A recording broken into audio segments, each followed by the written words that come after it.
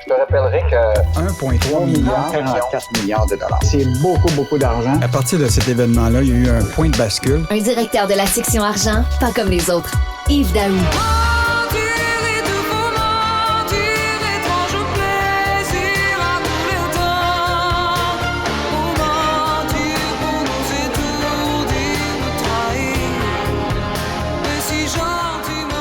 Mentir de la Belge Morane, une des grandes voix qui est décédée d'ailleurs l'année passée ou il y a 2 ans. Donc, mentir, tu veux nous parler de fraudeur, Yves?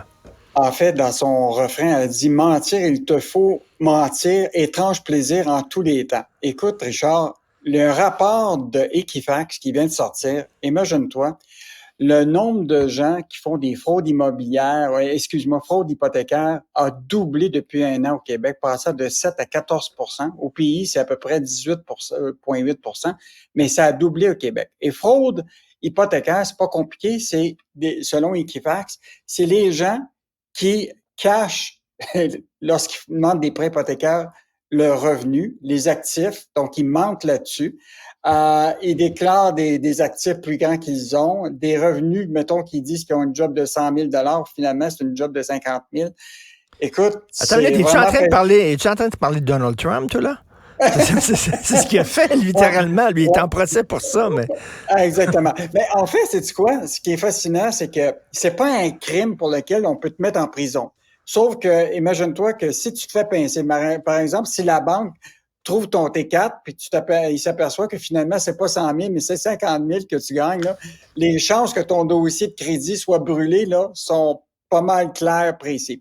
Mais c'est quand même fascinant, Richard, de voir qu'il y a des gens qui, puis là, on a parlé, David Descoteaux, a fait le tour de courtier hypothécaire, etc.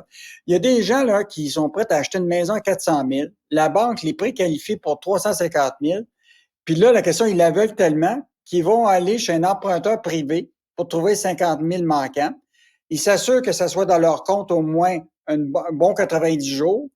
Puis là, aussitôt qu'ils ont la qualification pour le prêt, ben là, finalement, ils finissent par rembourser le montant qui avait été cherché chez un emprunteur privé. Écoute, toutes les histoires incroyables qui peuvent se passer actuellement, Equifax les a recensées. Et moi, je pensais que c'était un phénomène qui était sporadique, là, mais ça m'a l'air d'un phénomène qui a pris de l'ampleur. Évidemment, bon, tu sais, pendant la pandémie, tout le monde voulait s'acheter une maison quand les taux d'intérêt étaient plus faibles. Là, l'intérêt est moins grand, mais il y a eu une période où ce que les gens, effectivement, souhaitaient acheter une maison, puis comme il n'y avait pas assez d'argent pour se qualifier, ils ont trouvé toutes sortes de moyens de le faire. Écoute, il y a des courtiers qui nous disaient qu'il y a même des vendeurs de maisons. Ils veulent tellement vendre leur maison, puis que l'acheteur n'a pas d'argent. Ils sont prêts, le vendeur, à financer, tu comprends-tu, l'acheteur pour qu'il puisse avoir du cash pour qu'il puisse acheter la maison. Ben voyons. Écoute, on a Donc, c'est vraiment un phénomène que moi, je pensais qui était un peu disparu, mais là, ça revient. Puis, il y a aussi le cas où, tu sais, il y a des gens, par exemple, ils se sont fait financer une maison, puis là, leur situation financière a complètement changé. Ben, je pense que ce serait peut-être important de parler avec leur banque à un moment, puis de dire, ben écoute, tu sais, je gagnais 100 000, mais là, j'en ai plus de job. Ben oui. Et donc, c'est un phénomène, écoute, qu'on décrit ce matin. Et Richard, je veux juste te dire, il faut absolument que les gens lisent la chronique de ce matin de Éducalois, là. Ce qui pourrait arriver si vous ne payez pas votre hypothèque. Parce que tu sais, on en a parlé la semaine dernière, puis les hypothèques, là, ça va devenir la grosse question dans les 3 prochaines années. Est-ce qu'on appelle la bombe hypothécaire, ou est-ce que les gens qui doivent renouveler à taux fixe pourront pas le renouveler parce qu'on ne probablement pas les moyens de payer les intérêts. Mais là, ce qu'on apprend de cette chronique judiciaire-là, c'est que il faut rappeler que la banque là, a tous les droits sur ta maison. Si tu ne payes pas tes taxes municipales, tes taxes scolaires, puis tu n'es pas capable de payer ton paiement la banque va mettre la main. Ils deviennent propriétaires, ils vont mettre la main sur ta maison. Donc, écoute, mentir à la banque, c'est pas un service que tu te rends. Au contraire, là, tu te rends pas un service pour tout. Puis pas être capable de payer ton hypothèque parce que tu n'as plus d'argent, ben là, ça veut dire que la banque, là, ce qui va arriver, c'est qu'elle devient propriétaire. Elle devient et là, elle va faire à un moment, elle va arriver avec un avis de ce qu'on appelle un préavis hypothécaire. Tu vas avoir 60 jours pour réagir puis payer pas juste ton prêt puis tes intérêts, mais payer les arriérés sur les intérêts. Puis la question, c'est que là, tu peux peut-être forcer la banque à vendre ta maison. Si elle a de la valeur, ta maison, mettons qu'elle vaut 350 000, puis que, mettons, tu dois 275 000, ben peut-être que c'est peut-être bon de forcer la banque à vendre ta maison. Donc, les hypothèques, Richard, je te dis, on va en parler encore tous les deux pour les 3 prochaines années. Écoute, mauvaise nouvelle, ça. Donc, en terminant, la chronique de Michel Gérard qui dit que CGI, c'était le meilleur placement à vie de la Caisse de dépôt. Écoute, ça, c'est vraiment incroyable, Richard, là. Ça, c'est un fleuron du Québec. Et juste te dire, ils sont des spécialistes dans les systèmes d'information.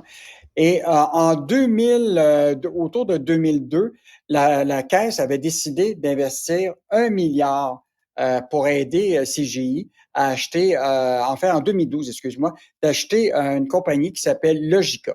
Et depuis ce moment-là, imagine-toi, l'entreprise a pris un bond incroyable. Écoute, quand la Caisse avait acheté ça, là, les actions, elle les avait achetées à 21,41 $. Aujourd'hui, c'est combien vaut l'action de CGI? 135 $. Donc aujourd'hui, là, c'est le meilleur placement que la Caisse de dépôt n'a pas fait. Là. Son gain net, là, selon Michel, à partir de son évaluation, c'est 4,6 milliards de dollars, dont 3,5 milliards ont déjà été encaissés par la Caisse. Et là, actuellement, ils ont 1,1 milliard sur les actions de CGI.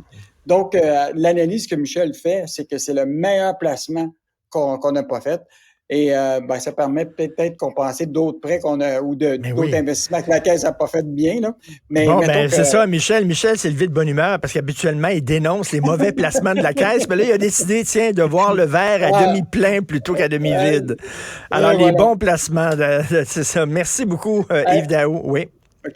Hey Richard, important de suivre toute la question du prix du baril de pétrole, là, parce que là, ce qui se passe en Moyen-Orient là, va avoir des impacts directement sur notre pompe à essence. On va s'en reparler probablement au cours des prochaines semaines. Tout à fait. Merci, Yves Daou. À demain. Salut.